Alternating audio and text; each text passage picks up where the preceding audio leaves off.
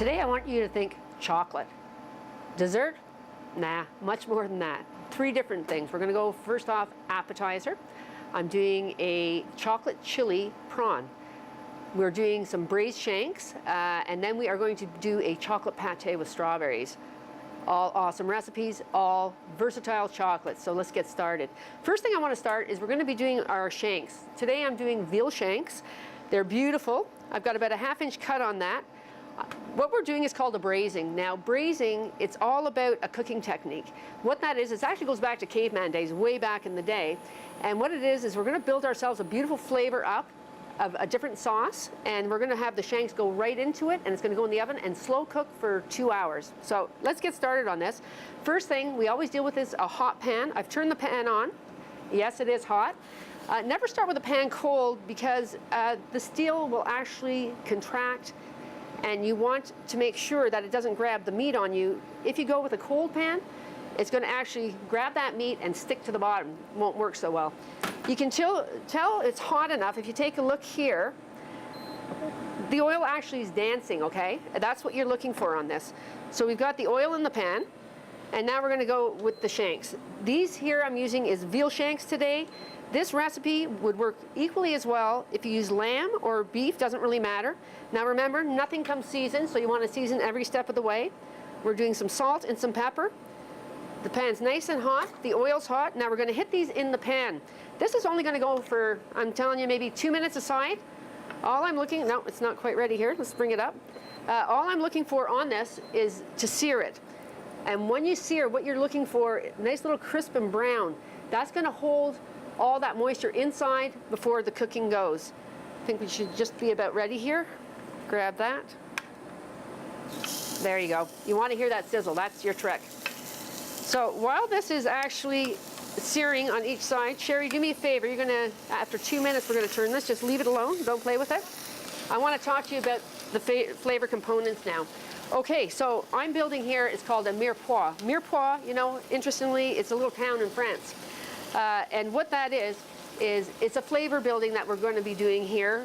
Normally, for the French one, the French cuisine is onions, carrots, and celery. I'm choosing to do leeks instead, and the reason I'm doing this is it's a milder flavor, and I just kind of like it. On the note of leeks, I'm going to show you one thing here. Here's the leek. That's how it comes out of the ground. This is really a dirty, dirty vegetable. If you don't treat this right, you're totally going to ruin your dish. This is all dead. This part here, just cut it off, get rid of it, out of the way. When you cut it, you're going down the center. And why you're doing this, I want to show you. All in here, do you see all this dirt that's happening? That's just the way it grows. You've got to give this a really, really good wash and get all that grit out of there, or it's going to go right into your dish, and you really don't want that. So let's put that aside. I prepped some a little bit earlier. Another trick with when it's coming to doing braisings is you really want to have all your vegetables really cut at the same size. This is actually called aromatics. So what we're doing is we're chopping this all down. Maybe you can flip that over for me. Let me take a look. Yeah, okay. I want you to take a look here as I'm going to flip it as it's ready. Sorry for hopping around, guys, but I just want to give you an idea of what this is like. Now, see, I was in the pan a little bit too soon and it got stuck, but that's okay. I want those brown bits. There. A little bit of oil. Okay. You see how nice and brown that is? That's what you're looking for on this. We're going to do another 2 minutes on this side. I'm going to bring my temperature up to 350, I think. There we go. All right, so we're continuing to chop this down. Now, as I said, going back to what I was talking about, these are all the aromatics. We're going to be hitting this into this same pan in a few minutes. The purpose behind that strictly is to release your flavors. When you apply heat to anything, that's where you're going to get the maximum flavors. Into this dish as well, based on the French, I'm bringing other flavors into it. I want to bring some mint into this, and I want to bring some rosemary into this. Just keep chopping everything down here. How's that going over there, Sherry? Perfect, perfect. Okay, so in here, I'll walk you through all the different dishes that are, or all the different ingredients that I'm bringing to it. I've got the mirepoix happening here. I've got some nice diced tomatoes. I'm using low sodium. I don't really want to have the sodium from the tin tomatoes. I would rather add my own salt as I go. I'm adding a really nice chicken stock. Keep an idea, guys, every time you're shopping and you're looking for the ingredients for your gluten-free cupboard, there's certain things that you want to keep in that cupboard at all times, so it's fast, it's easy for you. You're going to be able to say, I want to whip up a meal. So one of the things I always have in my cupboard is gluten-free stocks.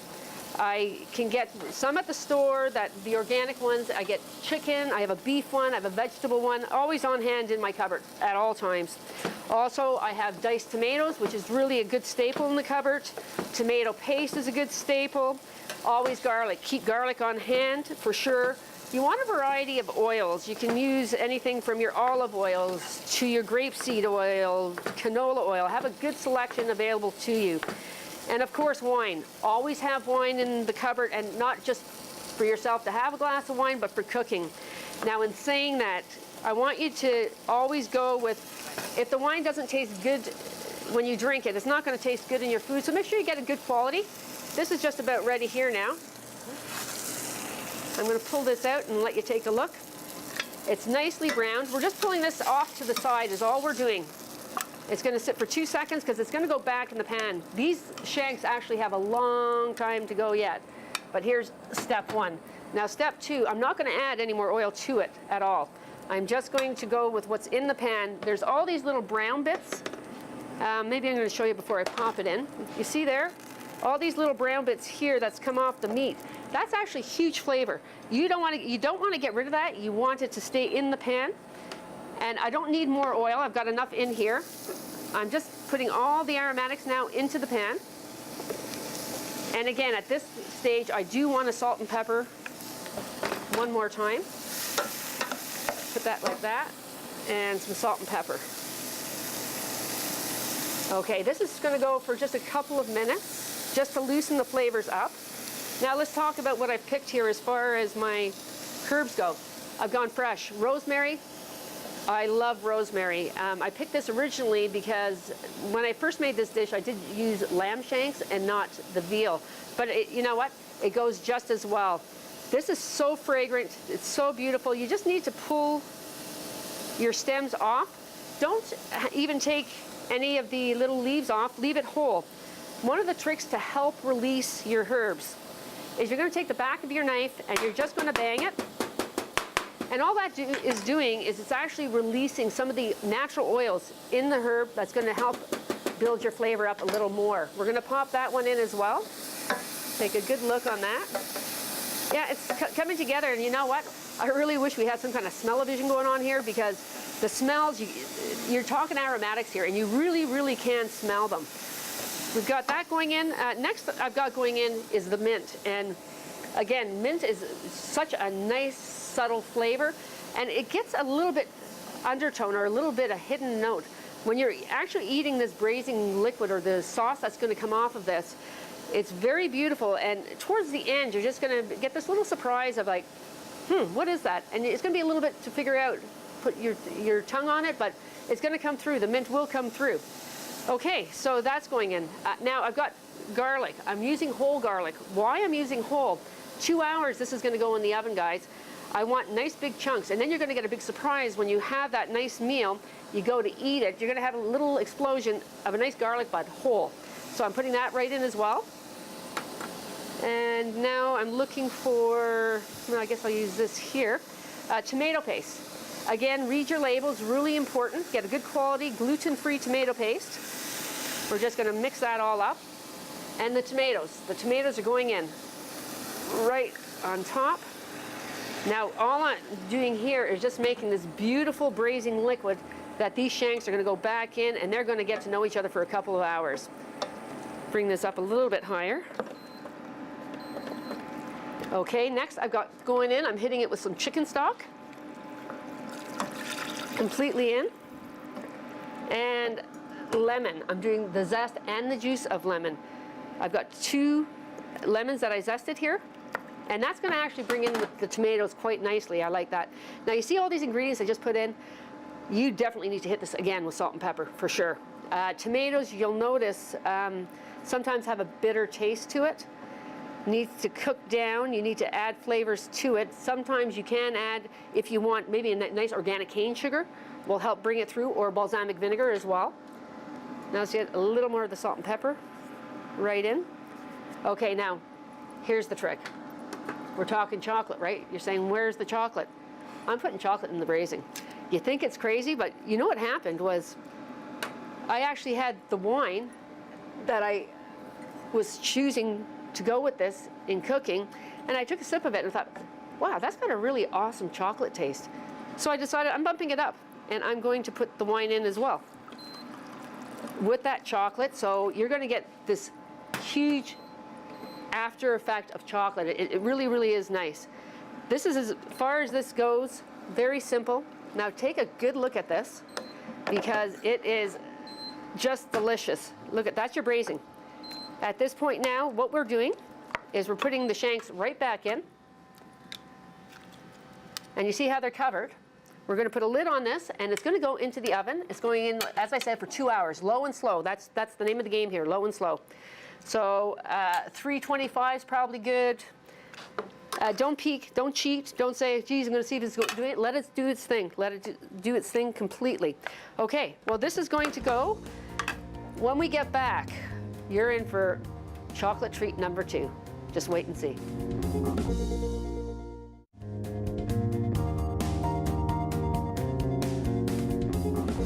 Welcome back. You know, I get so excited about food, sometimes I forget my manners. I want you to meet Sherry. She's my sidekick today. She's my extra set of hands when I need them. So it's not just a dummy over here. Sorry, Sherry. That's all right. Sorry about that. Okay, so back on the chocolate theme. Let's go. I'm making a chocolate pate. Yum. This is a dish that you're going to want to make the day before, because it's going to take 8 hours for chilling. But you know what? It's worth the wait. Do it. Very simple dish. Let me just get the heat going on here. You want nothing more than a medium heat. This point here, I always say to you guys, you know, wait till your pan's hot, then add your fat, then add your protein. But at this point, this is a dessert. This is completely different. Butter's going into the pan. It's just going to melt down. It's all there is in this one. This is 5 ingredients. Very simple. I've got my butter. I've just put in the pan. Here I've got some icing sugar. Seriously, icing sugar, again, you guys got to pay attention, read the label. Sometimes some icing sugar will have gluten in it, okay? I've got 4 egg yolks. I've got some beautiful Calabo chocolate. It's French chocolate. It's delicious. A little goes a long way. This is 70% cacao in it. It is got a bittersweet taste to it. Really nice for a pate. Last but not least, some whipping cream. Full fat, 35% whipping cream. Now, no sugars, nothing's added to this. It's just a straight up cream. I'm going to put this a little higher. We want this to be at a medium heat. This is all going in the pan. Pretty simple. Chocolate's going in. Because I got a big piece here, it might take a little bit longer for melting, but shouldn't be too bad. When you're doing this, guys, I wouldn't put my icing sugar in until the butter's completely melted, because I don't want it to scorch it on the bottom, as well as for the chocolate, because burnt chocolate really tastes kind of gross. And as I'm looking at this, my own mistake, I should have broken this down more evenly to melt down, but that's okay. It's just going to take a couple of minutes. Bring it completely here, and the sugar's going in. So I'm just going to keep stirring it until we can break this down. See how I'm incorporating all the flavors. Don't let it sit and do its own thing. You really need to pay attention with this. You're dealing with sugar. I don't know if you've ever smelt what it's like when you've burnt chocolate. Not a nice smell, or for that reason, any kind of sugars. We're almost at the point I want to be. Keep stirring, keep stirring, keep stirring. Too bad we didn't break it down, Sherry. It's taking a little longer than it needs to take, but that's okay. That's okay. Now, with this type of dish, you can have it as a loaf pan style. You can have it in little individual portions. Because it's chocolate, because it's rich, a little goes a long way. I've originally said this recipe is for 4 people. You could probably feed maybe even 8 off of it, because it is so rich. Nice accoutrements to go with this, I would say, me personally, fruit, fresh fruit. Depending on the time of the year, I don't know what you can get for yourself or what you can't, but fruit would be my choice. You can use crackers, like a digestive style cracker or a ginger cookie, again being gluten free. I want to go back to talking about your cupboard now. The gluten-free cupboard also wants to have sweet stuff. Always have some chocolate in that cupboard for yourself, waiting. Let me turn this down. Always have chocolate. You're going to have, of course, the icing sugar in there, whipping cream, your eggs. So we're just building up again. Some people actually come into my store, funny enough, and they ask me, can I still have eggs? I've just been diagnosed celiac. People don't understand what gluten is. So I'm just going to run down that road a little bit with you. Gluten is actually the protein that is found in wheat, barley, rye, kamut, and spelt. So that's what you need to watch out for. You still can have the dairy, you can still have eggs, any of that type of stuff. I'm almost at the point where I need to be. This one piece of chocolate. I'm going to get you to stir for me, Sherry, because we're going to add one at a time. Okay, so take a look here. I'm putting one egg yolk at a time. Just give it a good stirring all the way around. Yeah, you want to incorporate the egg completely. You see how the shininess is happening on it? That's what you're looking for. So once that's in, let's do it again. We're going to lower this a little bit more. If you do it too high, by the way, your temperature, you're actually going to cook the egg, and you don't really want to cook the yolk. You're cooking it out, but you don't want it hard, okay? I'm going to bring that right down. One more. And last but not least, I broke my yolk, but that's okay. Don't worry about that. Here, I'm just going to kick in here for 1 sec. Fast. There we go. Now it's coming together. Yeah, lower that down for me. And the last bit of egg yolk's going in. Okay, I want to get this off the heat. So if you want to just move that for me, I'd appreciate that. Okay, let's give it a good stir. Now at this point, I'm going to be adding some whipping cream that I whipped up earlier. Only a bit at a time, okay? I'm taking just a spoonful. Get that whipped up. And is that spoon around anywhere that I can coat this? Okay, take a look at what's going on here. I'm just incorporating the whipped cream. It's actually cooking the whipped cream down a bit.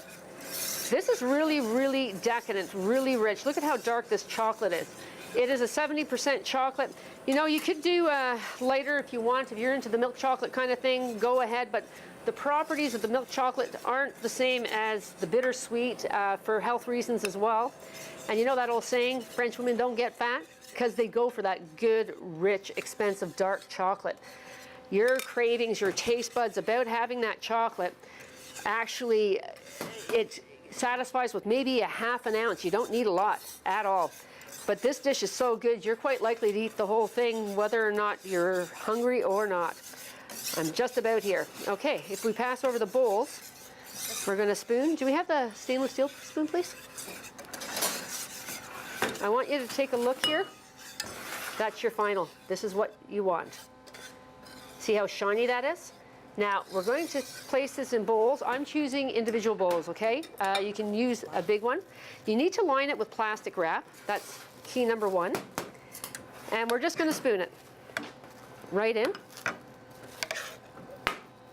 Little goes a long way. You don't want to do a bunch.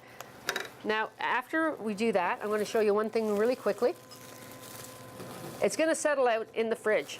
I'm just going to take this saran over top and cover it. I'll show you that again. Pouring it in. If you don't mind just covering that one for me, thank you. And last one here. Okay, so these are going to go into the fridge. I'm popping them in for 8 hours, as I said. Now, do yourself a favor. This can go longer than 8 hours. If you have a dinner party and you're making this, forget about all the stresses of doing it the day of. Make it the day before your dessert's done. When we come back, I'm kicking into going to the plate, but we have one more surprise in store for you.